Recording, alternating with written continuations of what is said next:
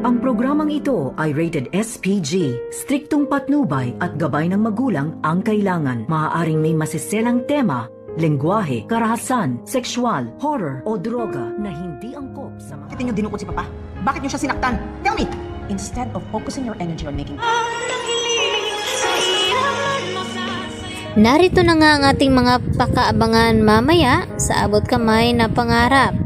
Unti-unti na ngang lumalabas ang mga akusasyon dito ni Giselle dito kay Moira dahil sa gustong mangyari ni Giselle na gustong pakuhanan ng fingerprint itong si Moira at ganun din itong si Zoe. At dahil dito, magtutugma ang mga fingerprint dito ni Moira at ni Zoe dito sa mga ebidensya na nakuha ng mga kapulisan. Dahil dito, diretsahan na tinanong ni Giselle itong si Moira na kung bakit nga raw pinadukot nila ang kanyang papa. Ano ma daw ang motibo nito? At dito naman na sumagot itong si Moira kay Giselle na imbis na mag-aakusa daw ito kay Moira, dapat nasa tabi daw itong si Giselle na sa kanyang ama.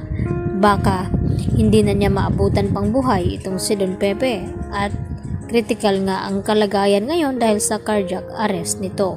At maya-maya naman ay nagulat nga ito si Giselle nang biglang tawagan siya dito ni Lynette at ibalita tungkol dito kay Don Pepe na nag-cardiac arrest nga daw ito at ni-revive ngayon nila Annalyn Santos at dito naman ni Carlos Benitez. At dito naman nakabado na pinuntahan agad ni Giselle itong kanyang papa sa Eastridge Hospital. Dahil narito nga itong si Giselle sa Apex habang kinukuhanan ng fingerprint itong si Moira at ganoon din itong si Zoe. Samantala, tudo naman ang mga panalangin dito ni Zoe na sana raw ay wag nang mabuhay pa itong si Don Pepe dahil kapag mabuhay daw ito, tiyak na makapagsalita nga raw ito kung sino ang tumulak sa kanya at kung sino ang nagpakidnap sa kanya.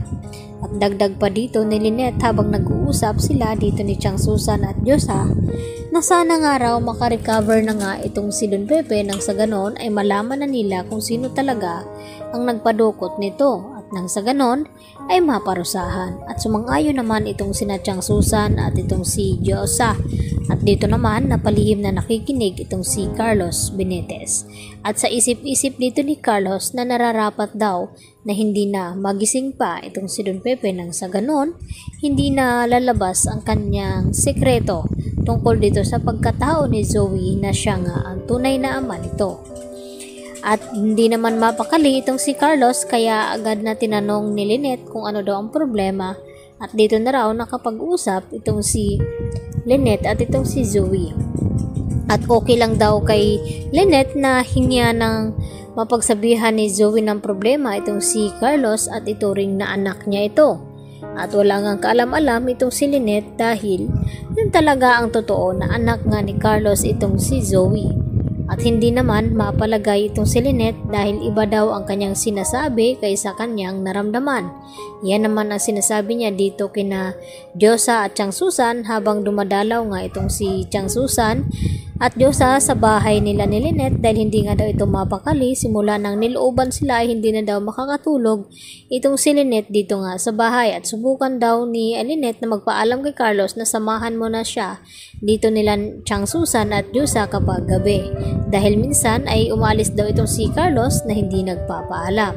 Ang tanong, papayag nga ba itong si Carlos na doon sasamahan Aling Susan at Diyosa itong si Lynette na ngayon nga ay gusto niya masulo niya itong si Lynette upang magkaroon nga daw sila ng sariling pamilya. At ang abangan natin dito kung talagang masasawi na nga ba itong si Don Pepe at hindi naman hahayaan ni Annalyn na basta na lamang mawawala ang kanyang lolo na hindi niya nalalaman kung ano talaga ang tunay na nangyari nito. Yan ang ating abangan mamaya sa abot kamay na pangarap.